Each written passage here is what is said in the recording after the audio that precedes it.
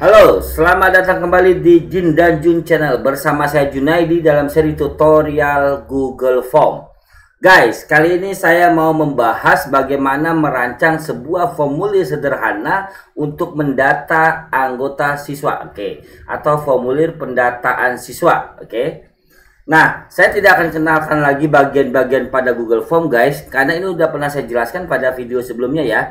Nah, kali ini saya langsung saja bagaimana membuat sebuah formulir pendataan siswa, Kurang lebih ceritanya begini guys, formulir pendataan siswa ini nanti di fungsinya adalah untuk mengumpulkan informasi tentang siswa, baik NIS-nya, namanya, alamat, kota tinggal, hobi, jenis kelamin dan sebagainya. Sehingga saya akan menggunakan fitur-fitur pertanyaan yang ada di Google Form dengan lengkap. Oke, kita mulai pertama guys. Ini adalah Google Form dalam keadaan default ketika saya buka pertama kali. Ada dua bagian guys. Ini bagian tentang deskripsi atau tempat penempatan judul teman-teman. Formulir ini namanya formulir apa? Kemudian di sini adalah bagian tempat pengisian pertanyaan. Kita mulai dari awal guys. Judulnya kita rubah dulu, formulir, atau kita namakan saja pendataan siswa ya. Kita namakan saja di sini pendataan siswa, Guys, pendataan siswa ya, pendataan siswa kita enter. Nah, teman-teman lihat di bagian judul ini sudah tercipta sebuah pendataan siswa.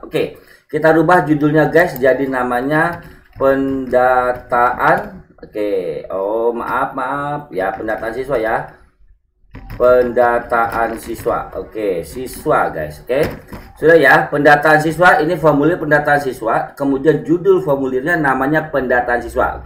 Nah, pada bagian area judul ini guys, selain kita memberikan 6 judul sebuah formulir, nah di sini kita bisa masukkan sebuah deskripsi guys. Misalnya teman-teman ya masukkanlah petunjuknya bagaimana. Misal silahkan isi formulir ini dengan sebenar-benarnya.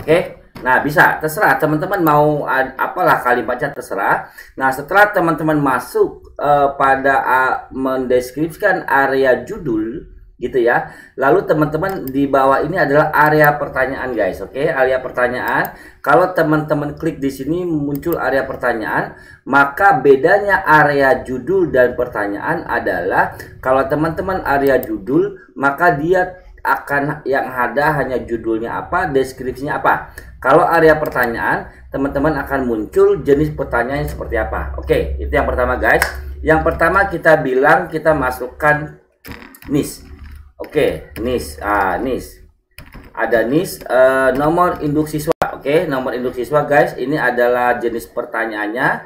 Kemudian saya bilang ini adalah sebuah jawaban singkat guys. Jawaban singkat. Kenapa ya? Karena kita hanya butuh NIS. Banyak guys, ada jawaban singkat, paragraf, tapi secara bertahap akan saya jelaskan. Untuk NIS ini jawaban singkat. Jawaban singkat itu ada jawaban singkat, ada jawaban paragraf. Apa bedanya jawaban singkat dan jawaban paragraf? Beda guys. Kalau jawaban singkat, teman-teman hanya bisa mengisi satu baris dan tidak bisa menggunakan enter. Itu kalau jawaban singkat.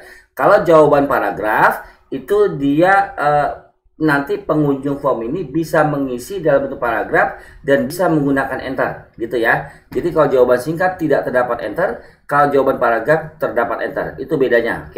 Jadi kalau NIS kan udah dipastikan tidak pakai enter guys, karena langsung masukkan aja nomor induk siswanya berapa. Guys, kemudian ketika teman-teman menuliskan sebuah pertanyaan, teman-teman juga bisa memberikan sebuah deskripsi petunjuk gitu ya. Nah, di sini kan ada tempat teks jawaban, ini nggak bisa teman-teman isi karena ini digunakan ketika formulir berjalan.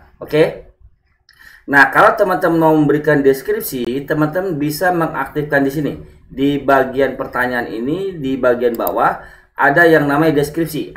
Teman-teman checklist deskripsi, maka deskripsi ini aktif gitu ya. Kalau teman-teman checklistnya teman-teman hilangkan di sini, nah teman-teman checklistnya dihilangkan. Maaf ini nah checklistnya dihilangkan. Oke ya, checklist dihilangkan teman-teman ya. Tunggu, ini checklist dihilangkan, maka deskripsinya tidak bisa diakses gitu ya. Tapi kalau checklistnya diaktifkan, nah deskripsi diaktifkan, teman-teman bilang ini masukkan, misalnya deskripsinya masukkan nomor induk siswa. Oke, gitu ya, masukkan nomor induk siswa. Nah, ini kalau teman-teman mau mengaktifkan deskripsi bisa begini. Oke guys. Habis itu teman-teman bisa bilang jawaban singkat, terus kemudian validasi guys. Ini validasi. Nah, saya tidak ingin menjelaskan dulu tentang validasi ini guys gitu ya, karena itu nanti saya jelaskan khusus lah. Berarti validasi ini saya cabut sehingga di sini cukup masukkan NIS, udah tidak ada istilah validasi lah ya. Secara khusus videonya nanti saya buat tentang validasi. Oke, ini pertanyaan pertama ya, pertanyaan pertama. Kemudian kita mau masuk pada pertanyaan kedua. Setelah NIS kita bilang masukkan nama gitu ya, masukkan nama. Berarti di sini kan ada simbol ini guys. Ini untuk menambah pertanyaan. Kalau ini untuk menambah judul. Judul ini fungsinya ditambah dengan simbol teks ini. Kalau pertanyaan dengan simbol plus. Oke, saya tambahkan pertanyaan. Pertanyaan kedua saya bilang nama lengkap. Oke, nama lengkap. Oke, nama lengkap guys. Oke, di sini saya tidak bisa memberikan petunjuk gitu ya. Kalau saya ingin memberikan petunjuk bagaimana nama lengkap itu diisi, saya pilih di sini, lalu saya aktifkan lagi deskripsi, maka di sini muncullah deskripsi. Oke, masukkan nama lengkap beserta nama lengkap. Oke, sesuai KTP misalnya, kan gitu ya guys. Oke, nah berarti saya udah bisa membuat sebuah formulir dengan dua pertanyaan, masukkan NIS, masukkan nama lengkap, lalu dengan keterangan masukkan nama lengkap sesuai KTP. Oke, ada dua pertanyaan guys. Kalau saya mau nambah pertanyaan lagi, ya udah, ini saya tulis tambah lagi. Saya bilang di sini alamat gitu ya. Saya bilang alamat tinggal saat ini gitu ya. Maka ini menjadi sebuah pertanyaan, alamat tinggal saat ini gitu guys ya. Oke. Kalau saya mau masukkan deskripsi, saya masukkan deskripsi, berarti saya checklist ini, saya deskripsi, saya checklist. Tetapi dalam hal ini saya tidak ingin memasukkan deskripsi, tetapi jenisnya saya buat paragraf guys. Oke, paragraf. Karena alamat kan bisa jadi dia pakai enter. Misalnya Jalan Jenderal Sudirman nomor berapa gitu ya. Nah, lalu enter RT RW kecamatan dan sebagainya. Maka di sini saya gunakan paragraf gitu ya. Kalau nama lengkap, karena dia hanya satu baris nama, ya udah saya bilang jawaban singkat. Di NIS saya bilang jawaban singkat. Oke.